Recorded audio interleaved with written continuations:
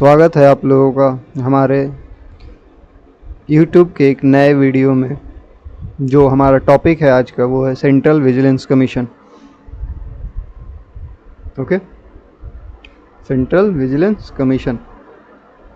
देखो, central vigilance commission को Santhanam committee के रिकमेंडेशन पे आपका सेटअप किया गया था, जो कि सबसे पहले एक एग्जीक्यूटिव रिजोल्यूशन था गवर्नमेंट ऑफ इंडिया का 1964 में, जो पर्टिकुलरली आपका प्रिवेंशन ऑफ करप्शन के लिए बनाया गया था। मीन्स जो सिस्टम में करप्ट प्रैक्टिसेस होते थे, जैसे आपका ऑफिसर्स के द्वारा करप्ट प्रैक्टिसेस हो गया कि हर चीज़ में करप्शन को इन्वॉल्व करना, पब्लिक का काम करने के लिए करप्शन को इन्वॉल्व करना, करप्शन के थ्रू काम करना। तो इस चीज़ को रोकने के लिए संथानम कमेटी ने रिकमेंडेशन दिया था सेंट्रल विजिलेंस कमीशन को इस्टेब्लिश करने का। ओके, बाद में इसे सेंट्रल विजिलेंस एक्ट 2003 के अंदर में एक स्टैट्यूटरी बॉडी बना दिया गया। ओके, इसका कंपोजिशन ये है कि इसके एक सेंट्रल विजिलेंस कमिश्नर होते हैं और 2 विजिलेंस कमिश्नर्स होते हैं। तो टोटल इसके 3 मेंबर होते हैं। सेंट्रल विजिलेंस कमीशन के हेड में 3 मेंबर्स होते हैं, एक आपका सेंट्रल विजिलेंस कमिश्नर और दूसरा 2 विजिलेंस कमिश्नर्स। ओके, इनको अपॉइंट किया जाता है प्रेसिडेंट के द्वारा। प्रेसिडेंट अपॉइंट करते हैं, इनका आर्बिट्ररी अपॉइंटमेंट नहीं होता है, ये अपॉइंट करते हैं एक कमेटी के रिकमेंडेशन पे, जो कि कमेटी होता है एक 3 मेंबर बॉडी का होता है, जिसमें आपके prime minister as a chairperson होते हैं, होम मिनिस्टर होते हैं और leader of opposition of Lok Sabha होते हैं एज अ मेंबर। ये तीनों मिलकर रिकमेंडेशन देते हैं प्रेसिडेंट को और प्रेसिडेंट फिर इलेक्ट करते हैं इनके मेंबर्स को। ओके, चलिए हम लोग आगे देखते हैं। अगर इनके टेन्योर की बात करें तो इनका टेन्योर 4 इयर्स का होता है या 65 इयर्स का। मीन्स अगर किसी मेंबर का अपॉइंटमेंट हुआ तो अपॉइंटमेंट डेट से या तो 4 इयर्स तक का या फिर उनका फाइनल एज 65 इयर्स हो जाए। इन दोनों ही सिचुएशन में उनको रिटायर कर दिया जाएगा ऑफिस से। ओके, एक बार अगर वो मेंबर रिटायर हो गए तो उनको कहीं भी रीअपॉइंट नहीं किया जाएगा, आइदर इन स्टेट और इन सेंट्रल ऑफिस। रिमूवल की बात करें तो रिमूव किए जाते हैं प्रेसिडेंट के द्वारा। 2 कंडीशन होते हैं, एक आपका रिमूवल होता है सुप्रीम कोर्ट के इंक्वायरी पे और एक होता है बिना सुप्रीम कोर्ट के इंक्वायरी पे, without supreme court inquiry. Supreme court inquiry तब करता है जब कोई मेंबर का रिमूवल का सिचुएशन मिसबिहेवियर या इनकैपेसिटी का क्रिएट हो। मीन्स रिमूव तो इसे प्रेसिडेंट ही करेंगे, पर रिमूवल का कंडीशन ये है कि अगर if member is responsible for misbehaviour और इनकैपेसिटी, तो इस केस में क्या करेंगे कि प्रेसिडेंट आपका इस मैटर को रिमूवल के लिए सुप्रीम कोर्ट को फर्स्ट रेफर करेंगे। सुप्रीम कोर्ट आपका इन्वेस्टिगेट करवाएगा या इन्वेस्टिगेट करेगा कि मैटर रिमूवल का वैलिड है या फिर नहीं। If validity is proofed of misbehaviour तो प्रेसिडेंट फिर रिमूव कर देते हैं इस पर्टिकुलर मेंबर को। ओके, फिर आपका बिना सुप्रीम कोर्ट के इंक्वायरी के कुछ कंडीशंस होते हैं जहां पे मेंबर्स को रिमूव किया जाता है ऑफिस से। जब कोई मेंबर इंसॉल्वेंट प्रूफ हो जाता है, इंसॉल्वेंट मीन्स होता है कि कोई मेंबर ने किसी तरह का डेप्ट लिया हो और वो उस डेप्ट को पे करने में अनेबल हो, तो वो इंसॉल्वेंट के केस में आता है और उस कंडीशन में प्रेसिडेंट रिमूव कर सकते हैं पर्टिकुलर मेंबर को ऑफिस से। अगर पर्सन मोरल टर्पिट्यूड में इन्वॉल्व है, मोरल टर्पिट्यूड मीन्स होता है कि अगर मेंबर किसी तरह का वैसे बिहेवियर्स को शो करता हो जो सोसाइटी के मोरल्स के अगेंस्ट हो, मीन्स अगर ब्राइबरी में वो इन्वॉल्व है, करप्ट प्रैक्टिसेस में वो इन्वॉल्व है, तो वो पर्सन मोरल टर्पिट्यूड के थ्रू प्रेसिडेंट उस पर्टिकुलर मेंबर को रिमूव कर सकते हैं ऑफिस में। फिर आपका paid employment outside official duty, means जिस ऑफिस के लिए उस मेंबर को अपॉइंट किया गया है उस ऑफिस के अलावा किसी अदर ऑफिस से वो पेड एम्प्लॉयमेंट रखता हो, तो उस कंडीशन में उस पर्टिकुलर मेंबर को ऑफिस से रिमूव कर दिया जाता है। अगर डिक्लेयर कर दिया जाता है अनसाउंड माइंड बाय कोर्ट, अगर किसी कोर्ट के द्वारा वो अनसाउंड माइंड मीन्स पर्सन जो है वो अनेबल है अपने ऑफिस के ड्यूटीज़ को करने के लिए, instability of mind means mental capacity से उस ऑफिस में वो डील करने के लिए कैपेबल नहीं है। फाइनेंशियल और अदर इंटरेस्ट अफेक्टिंग ड्यूटी, किसी पर्टिकुलर मेंबर को उसके ऑफिस के एक्सेप्ट अगर किसी फाइनेंशियल इंटरेस्ट है या किसी तरह का अदर इंटरेस्ट है जिसमें उस ऑफिस के ड्यूटीज़ पे इम्पैक्ट पड़ रहा है, तो उस कंडीशन में भी प्रेसिडेंट रिमूव कर सकते हैं पर्टिकुलर पर्सन को ऑफिस से। ओके, नाउ नेक्स्ट,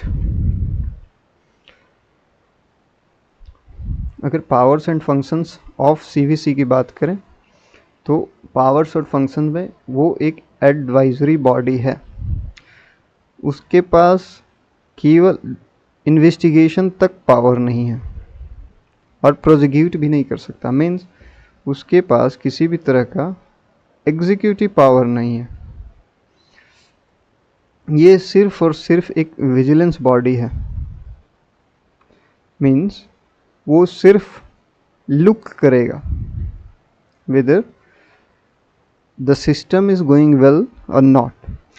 अगर सिस्टम में करप्ट प्रैक्टिसेस होते हैं या किसी भी तरह का मिसकंडक्ट होता है एडमिनिस्ट्रेशन से रिलेटेड, तो वो उस चीज़ का आपका विजिलेंस करेगा, मीन्स देखेगा, और उससे रिलेटेड जो भी कंडीशंस होंगे जिसमें इम्प्रूवमेंट का ज़रूरत होगा, तो वो पर्टिकुलर उस अथॉरिटी को रिकमेंड कर देगा कि आपके ऑफिस में उसमें चेंजेस का ज़रूरत है या फिर रिकमेंडेशन का ज़रूरत है उस पर्टिकुलर अथॉरिटी को जो उस एडमिनिस्ट्रेशन या ऑफिस से डील करते हैं उनके हेड ऑफिस में।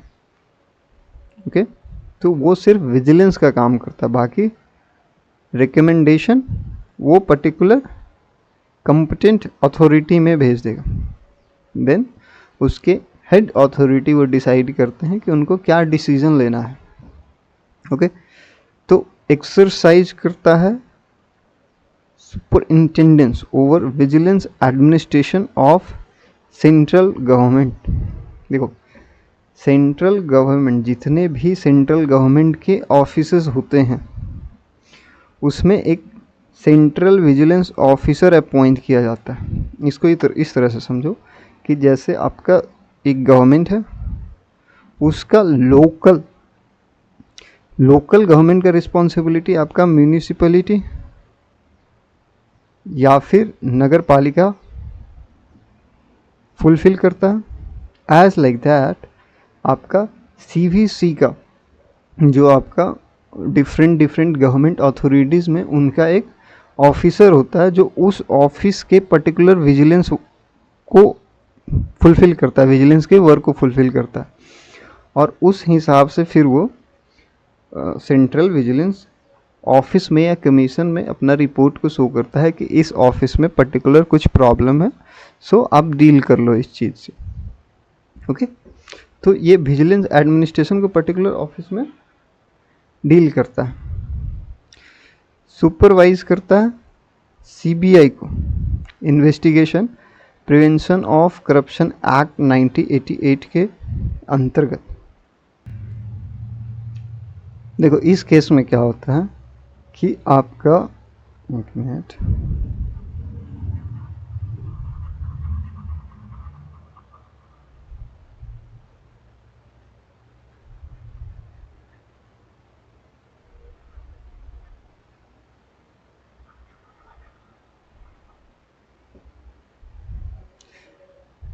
देखो इस केस में क्या होता है कि प्रिवेंशन ऑफ करप्शन एक्ट 1988 के अंतर्गत अगर कोई सीबीसी को कोई कंप्लेन इशू किया जाता है कि आपका किसी तरह का करप्शन इन्वॉल्वमेंट है किसी पर्टिकुलर ऑफिस में या फिर किसी पर्टिकुलर ऑफिस से रिलेटेड, ऑफिसर से रिलेटेड अगर कंप्लेन आता है उसके पास, तो वो करप्शन एक्ट के थ्रू आपका इन्वेस्टिगेशन, उस इन्वेस्टिगेशन का रिस्पॉन्सिबिलिटी सीबीआई को रेफर करेगा।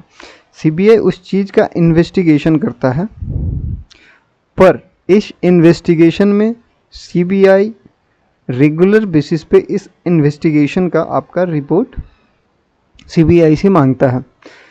उस प्रॉपर इन्वेस्टिगेशन में सीबीसी आपका हेल्प भी प्रोवाइड करता है सीबीआई को, और मतलब एक तरह से कह सकते हैं तो पूरी तरह से नज़र रखता है सीबीआई के इन्वेस्टिगेशन पे। अगर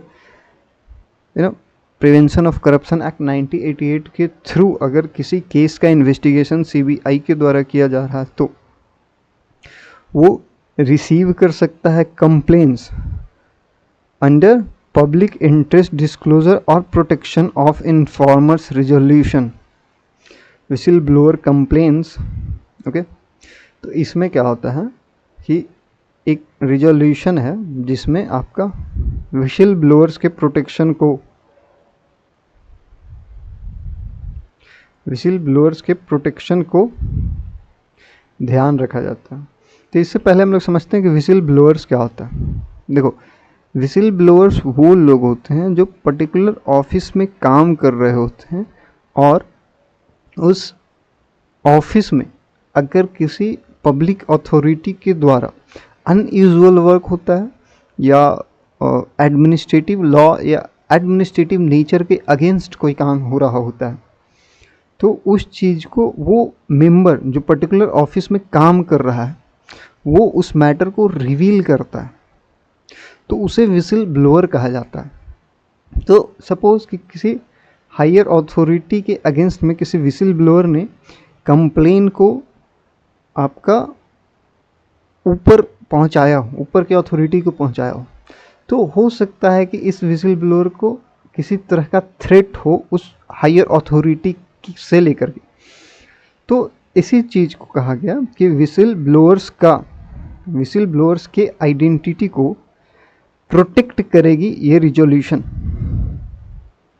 ये रिजोल्यूशन इसी आइडेंटिटी को प्रूफ मतलब आपका सेव करता है, प्रोटेक्ट करता है कि अगर कोई विसिल ब्लोअर किसी पर्टिकुलर कंप्लेन को सीबीसी को पहुंचाता है या सीबीसी को कंप्लेन करता है, तो उस केस में उस विसिल ब्लोअर्स के आइडेंटिटी को प्रोटेक्ट किया जाएगा, उस आइडेंटिटी को रिवील नहीं किया जाएगा पब्लिकली, या फिर उस पब्लिक अथॉरिटी को नहीं बताया जाएगा जिसके खिलाफ कंप्लेन हो रहा हो।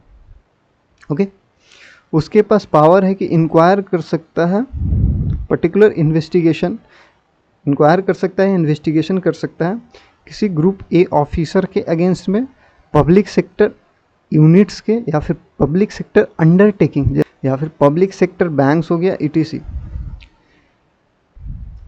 ओके, ये आपका लाइफ इंश्योरेंस कॉरपोरेशन के अगेंस्ट में भी इन्वेस्टिगेशन करती है। तो सीबीसी क्या करता है कि इन मैटर्स को रेफर करता है सीबीआई को, और सीबीआई कंडक्ट करता है इंक्वायरी, या सीबीसी उस मैटर को रेफर कर सकता है CDI को, commissioners for departmental inquiries. Okay, चलो इसे समझते हैं हम लोग। ओके, सीबीसी सीबीआई को रेफर करता है, तो CDI क्या होता है, कमिश्नर फॉर डिपार्टमेंटल इंक्वायरीज।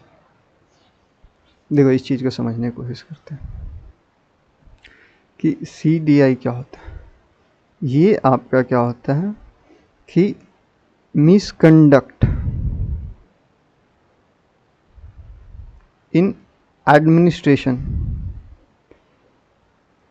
से डील करता है। सपोज किसी ऑफिस में एडमिनिस्ट्रेटिव लॉ का आपका उल्लंघन हो रहा है, तो उस केस में क्या होता है कि सीडीआई एक अथॉरिटी होती है जो सीबीसी के अंडर में ही काम कर रही होती है। मीन्स सीडीआई एक पार्ट होता है सीबीसी का जो मिसकंडक्ट इन एडमिनिस्ट्रेशन से डील कर रहा होता है। तो जब एडमिनिस्ट्रेशन का मामला आता है तो सीबीसी क्या करती है कि अपना मैटर सीडीआई को आपका रेफर करती है कि आप इस एडमिनिस्ट्रेटिव मैटर से डील करो। पर वो सीबीआई को तब रेफर करती है जब आपका मैटर करप्शन से रिलेटेड हो या करप्शन प्लस क्रिमिनल केसेस से इन्वॉल्व हो, तो वो सीबीसी उस मामले को सीबीआई को रेफर कर देती है। ओके, देखो ये रोल प्ले करती है सीबीसी रिकमेंड करने में director of enforcement. Okay, ED के डायरेक्टर को आपका अपॉइंटमेंट में ये बॉडी रिकमेंडेशन प्रोवाइड कराती है। सीबीआई के ऑफिसर्स को आपका अपॉइंटमेंट में ये बॉडी रिकमेंडेशन प्रोवाइड कराती है। डायरेक्टरेट ऑफ इंक्वायरी रोल, देखो सॉरी डायरेक्टर ऑफ इंक्वायरी, देखो डीओआई क्या होता है कि डीओआई भी आपका सीबीसी का एक इनिशियल बॉडी है। मीन्स अगर कोई केस आता है सीबीसी के पास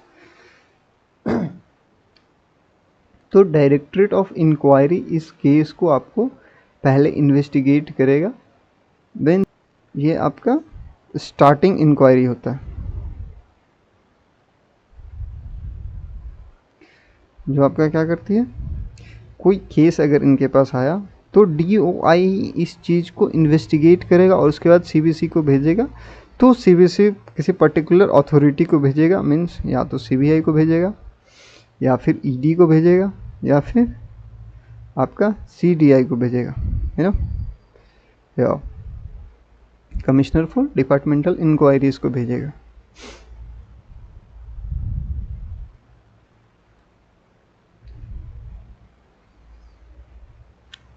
देखो लिमिटेशन अगर सीबीसी की बात करें तो ये सिर्फ और सिर्फ एक क्या है, एडवाइजरी बॉडी है जो अपने एडवाइस देगी पर बाइंडिंग नहीं है।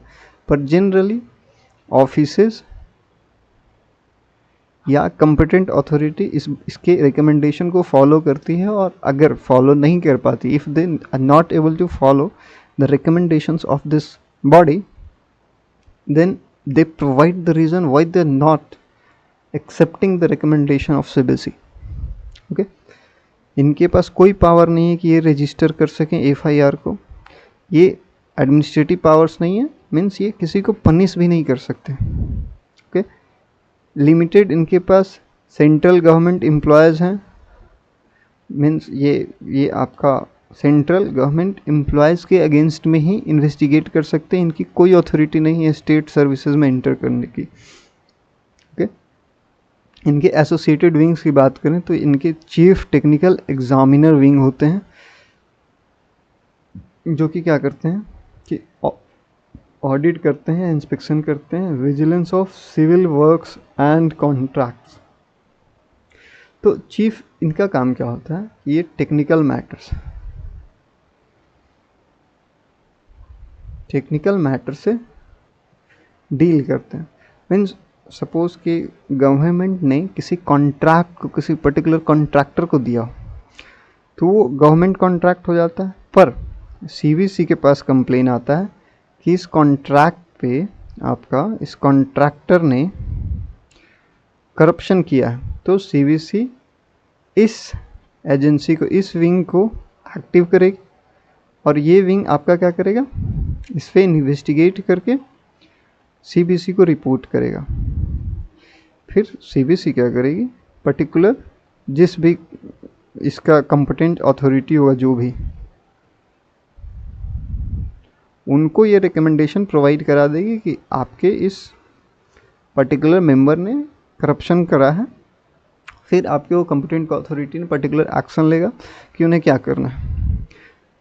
डायरेक्टर ऑफ इंक्वायरी, जैसा मैंने पहले बताया कि ये सिर्फ आपका स्टार्टिंग इंक्वायरी करते हैं। जब उनके पास कंप्लेन आता है तो वो स्टार्टिंग इंक्वायरी करते हैं कि ये जो आपके पास केस आया है इसमें आपको इन्वेस्टिगेशन करना है कि नहीं करना है। प्रिलिमिनरी इंक्वायरी करती है डिपार्टमेंटल प्रोसीडिंग में। फिर आपका एक विंग होता है कमिश्नर्स फॉर डिपार्टमेंटल इंक्वायरीज का। ये आपकी क्या करती है कि एडमिनिस्ट्रेटिव इंक्वायरी करती है ऑफिस में। Means misconduct in administration of any office. तो मिसकंडक्ट एडमिनिस्ट्रेटिव लॉ का या एडमिनिस्ट्रेटिव पावर्स का मिसयूज किया जा रहा है तो उस केस में कमिश्नर फॉर डिपार्टमेंटल इंक्वायरीज उस ऑफिस का इन्वेस्टिगेशन करती है, वो सीवीसी को अपना रिपोर्ट प्रोवाइड करती है। ओके, हैंडल करती है फॉर्मर डिपार्टमेंटल इंक्वायरीज जो क्वासी जुडिशियल प्रोसीडिंग्स के होते हैं। ओके,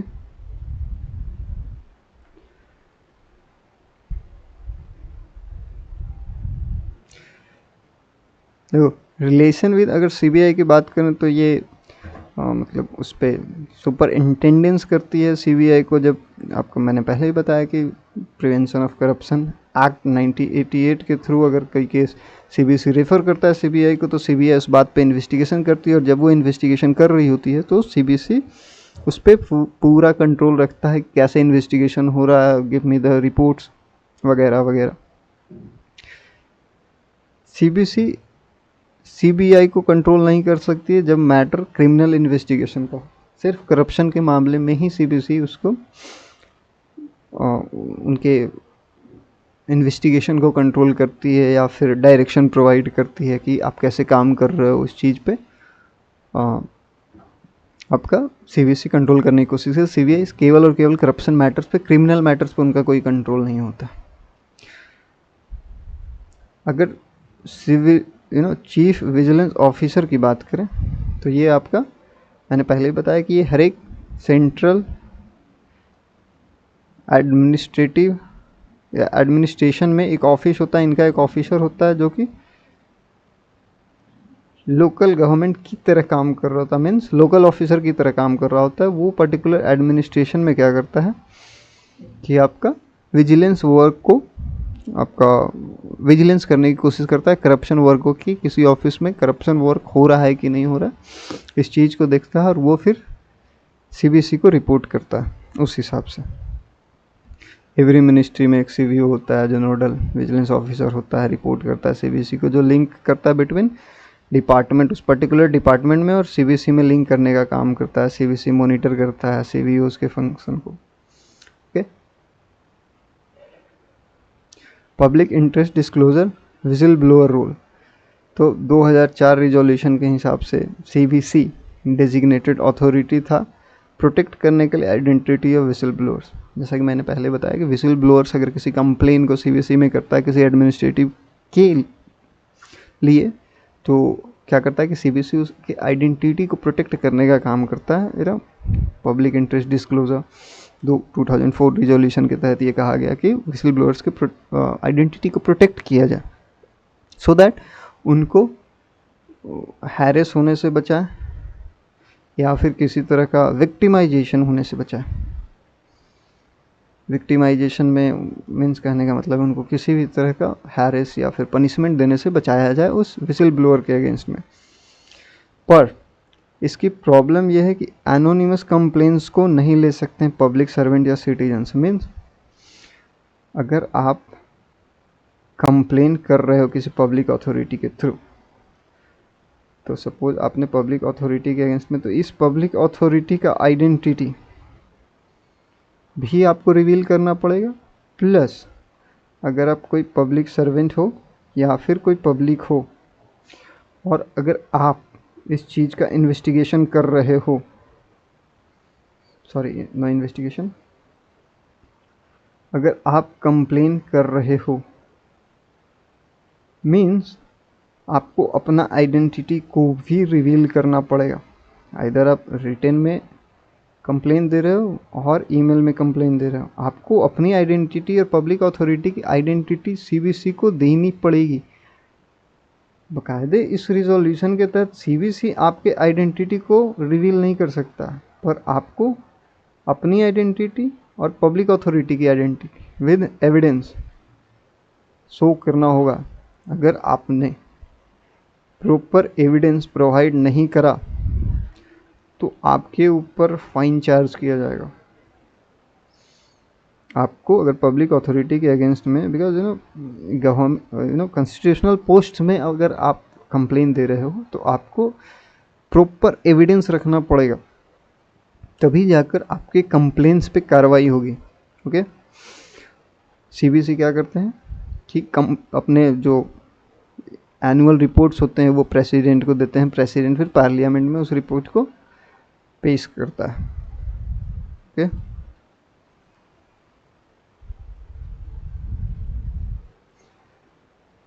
अगर हम लोग बात करें कनेक्शन सीबीसी का लोकपाल के साथ क्या कनेक्शन है, क्योंकि लोकपाल और लोकयुक्त एक्ट 2030 में आया तो इसमें कुछ चेंजेस हुए थे।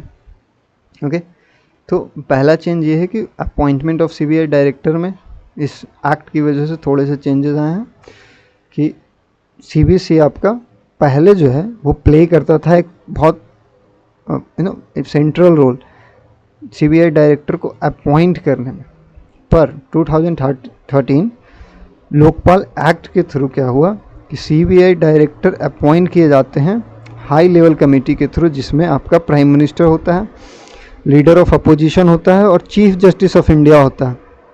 या फिर अगर चीफ जस्टिस ऑफ इंडिया नहीं हुए तो वो किसी जज को नॉमिनेट करते हैं कि आप उनके बदले चले जाओ,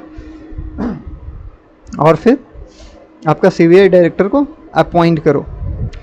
ग्रुप ए ऑफिसर केस में क्या होता है कि सपोज लोकपाल ने किसी कंप्लेन किसी ग्रुप ए ऑफिसर के अगेंस्ट में सीबीसी को रेफर करा, तो सीबीसी इंक्वायर करेगा उस केस में और उस रिपोर्ट को आपका लोकपाल को जरूर भेजेगा फर्दर इन्वेस्टिगेशन करने के लिए, या फिर जो भी इन्वेस्टिगेशन अगर लोकपाल सीबीसी को भेजता है तो आपका सीबीसी उसका रिपोर्ट तैयार कर लोकपाल को सेंड एसेंशियल है। ओके, लोकपाल फिर फर्दर एक्शन लेगा। अगर प्रोसिक्यूशन से भी रिलेटेड अगर उनको कोई एक्शन लेना होगा तो वो आपका उस रिपोर्ट के आधार पे लोकपाल लेगी, ना कि सीबीसी। सीबीसी का बहुत ही लिमिटेड रोल है इंक्वायरी में। लोकपाल अगर किसी केस को रेफर करता है तो सीबीसी क्लोज नहीं कर सकता है उस केस को, उसको उसके फाइंडिंग्स जो लोकपाल रेफर किया उस केस के फाइंडिंग्स को लोकपाल को सेंड करना ही पड़ता है। फाइनल डिसीजन लोकपाल पे डिपेंड करता है, ना कि सीबीसी पे। लोकपाल डिसाइड करता है कि फिर आगे क्या करना है। लोकपाल सुपरवाइज कर सकता है जो काम किया जाएगा बाय सीबीसी। अगर लोकपाल किसी केस को रेफर करता है सीबीसी को तो लोकपाल अब सीबीसी को सुपरवाइज करेगा। पहले सीबीसी क्या करता था कि आपका सीबीआई को सुपरवाइज करता था, उसको देखने का काम करता, उसको कंट्रोल करने का काम करता था। जब प्रोटेक्शन ऑफ करप्शन एक्ट 1988 के थ्रू जब उनको रेफर किया जाता था सीबीसी के द्वारा सीबीआई को, पर अब लोकपाल अगर रेफर करेगा किसी केस को सीबीसी को तो लोकपाल इनको डायरेक्शन इशू करेगा कि आपको क्या करना है इस केस में। ओके, कोई पैरेलल जुरिस्डिक्शन है, मीन्स अगर केस रिफर्ड कर दिया गया लोकपाल को तो सीबीसी एक्ट करेगा लोकपाल के डायरेक्शन पे, मीन्स जैसा लोकपाल कहेगा वैसा इनको केस में इन्वेस्टिगेशन करना पड़ेगा, या अगर रिपोर्ट भेजने की बात रही तो उनको रिपोर्ट भेजना होगा। ठीक है, नॉन लोकपाल केसेस में सीबीसी कंटिन्यू कर सकते हैं अपना फंक्शन इंडिपेंडेंटली, पर group A and group B से रिलेटेड अगर लोकपाल इनको किसी भी तरह का कोई डायरेक्शन इशू करता है या फिर केस रेफर करता है तो सीबीसी अपने रिपोर्ट को लोकपाल को सेंड करेगी। Okay,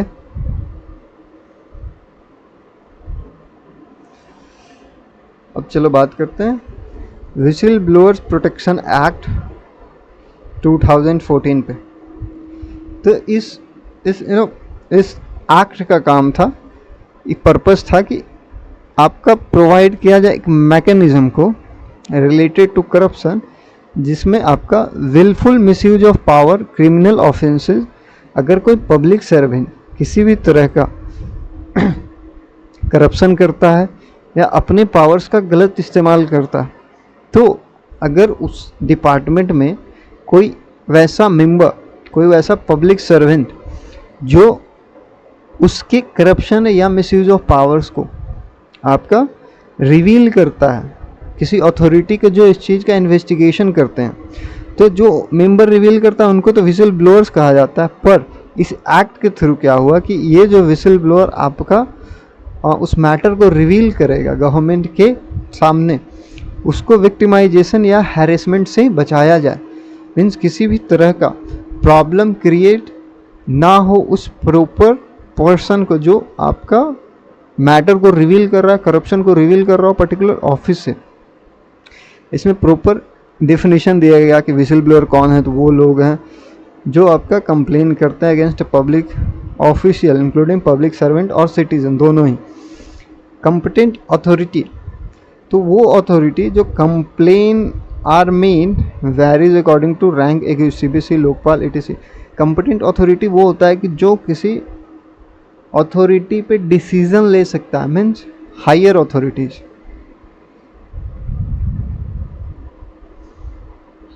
okay, scope of coverage, तो सेंट्रल गवर्नमेंट एम्प्लॉयज़ को ये कवर करते हैं। मीन्स ये एक्ट जो विसल ब्लोअर्स को प्रोटेक्शन करने की बात हो रही है, तो किस किस सेक्टर में ये वैलिड होता है। तो सेंट्रल गवर्नमेंट एम्प्लॉयज़ के सेक्टर में होता है PSU employees of public sector undertakings. Autonomous bodies में भी ये चीज़ लागू होता है। स्टेट गवर्नमेंट अडॉप्ट कर सकता है, पर ये act particularly central public servant के लिए है।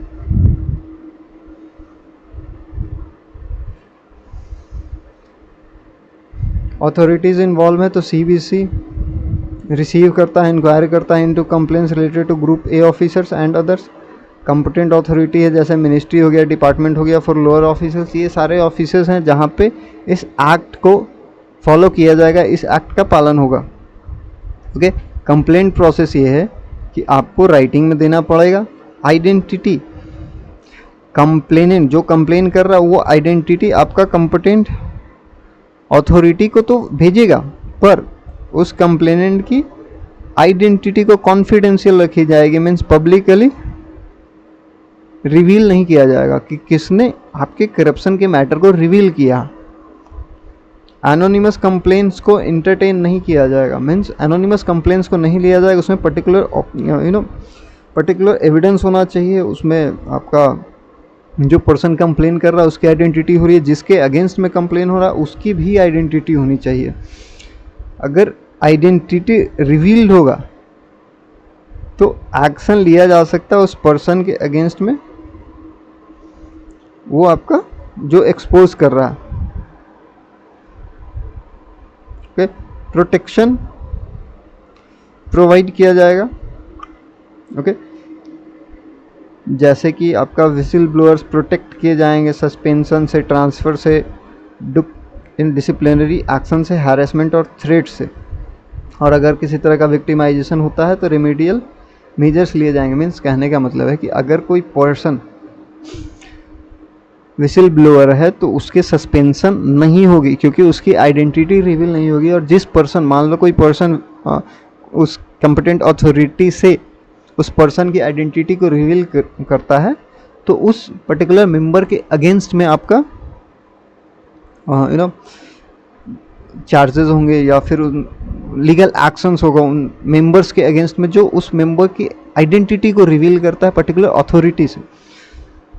हालांकि उस मेंबर के अगेंस्ट में किसी भी तरह का कोई सस्पेंशन नहीं होगा जो आपको मेंबर रिवील कर रहा है उस पब्लिक अथॉरिटी के अगेंस्ट में कंप्लेन को, या फिर बता रहा है कि वो पर्टिकुलर ऑफिसर आपका किसी भी तरह का करप्ट प्रैक्टिसेस में इन्वॉल्व है और द क्रिमिनल केसेस में इन्वॉल्व है, तो उसकी सस्पेंशन नहीं होगी, ट्रांसफ़र नहीं होगा, उसके प्रति उसके अगेंस्ट में किसी भी तरह का कोई डिसिप्लिनरी एक्शन नहीं लिया जाएगा, उनको हैरेस नहीं किया जाएगा।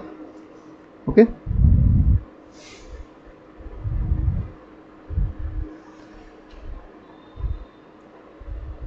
पर अगर कंप्लेन को फॉल्स, गलत पाया गया या फ्रिवलस पाया गया तो whistle blower can be penalised, उनको पेनल्टी भी देना पड़ सकता है। लिमिटेशन ये है कि 2015 अमेंडमेंट में कुछ अमेंडमेंट्स किए जा रहे थे जिसको क्रिटिसाइज़ किया गया। और पास भी नहीं किया गया। इसमें था कि सॉवरेनिटी और इंटीग्रिटी ऑफ इंडिया को लेकर के किसी भी तरह का कोई इन्फॉर्मेशन रिवील नहीं किया जाएगा। सिक्योरिटी, स्ट्रैटेजिक या साइंटिफिक या इकोनॉमिक इंटरेस्ट को लेकर किसी भी तरह का कोई इन्फॉर्मेशन रिवील नहीं किया जाएगा। कैबिनेट प्रोसीडिंग्स को आपको रिवील नहीं किया जाएगा, या फिर इंटेलिजेंस या इन्वेस्टिगेटिव एजेंसीज को लेकर कोई भी इंफॉर्मेशन रिवील नहीं किया जाएगा। Personal information unless larger public interest का ना हो उसको इन्वॉल्व किया गया, पर इसको पास नहीं किया गया। ओके, रिलेशन टू लोकपाल, तो अगर केसेज सीनियर ऑफिशियल या पॉलिटिशियन के अगेंस्ट में तो लोकपाल रिसीव कर सकते हैं और एक्ट कर सकते हैं उन कंप्लेंट्स के अगेंस्ट में। लोकपाल हो सकता है उस केस को ट्रांसफ़र कर सकें सीबीसी को, जो कि वो अप्रोप्रिएट एजेंसी है। फिर सीबीसी आपका प्रॉपर इंक्वायरी कर अदर अथॉरिटीज़ में ट्रांसफ़र करेंगे। उनके डिपार्टमेंट्स अलग अलग होते हैं, क्रिमिनल डिपार्टमेंट अलग, करप्शन डिपार्टमेंट अलग, एडमिनिस्ट्रेटिव अथॉरिटी अलग। ओके,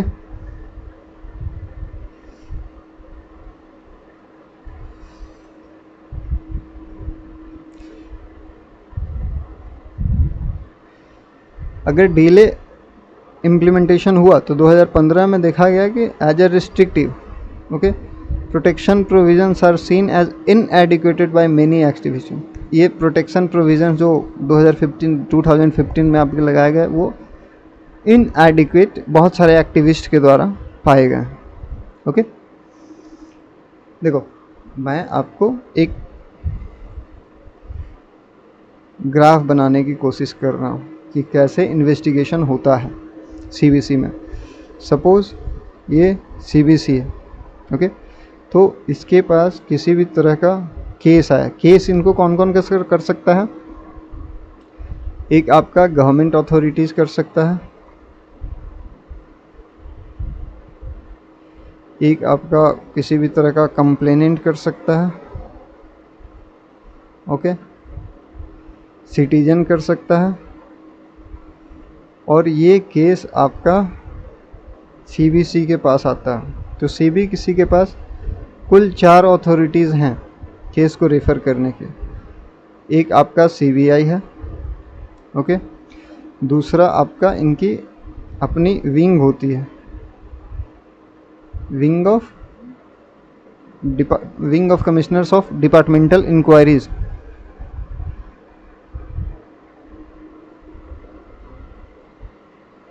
ओके, तीसरी विंग होती है इसकी directorate of inquiry.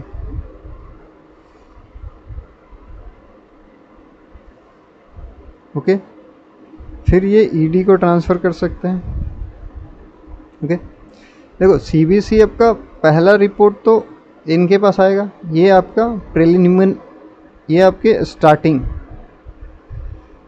Starting inquiry करते हैं कि केस को कहाँ भेजना है।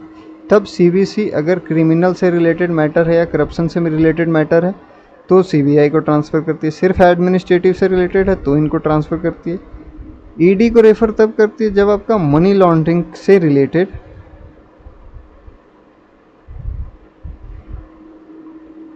कोई केस है तो वो ईडी को ट्रांसफ़र करती है। ओके, तो यहाँ तक आज का हमारा वीडियो था।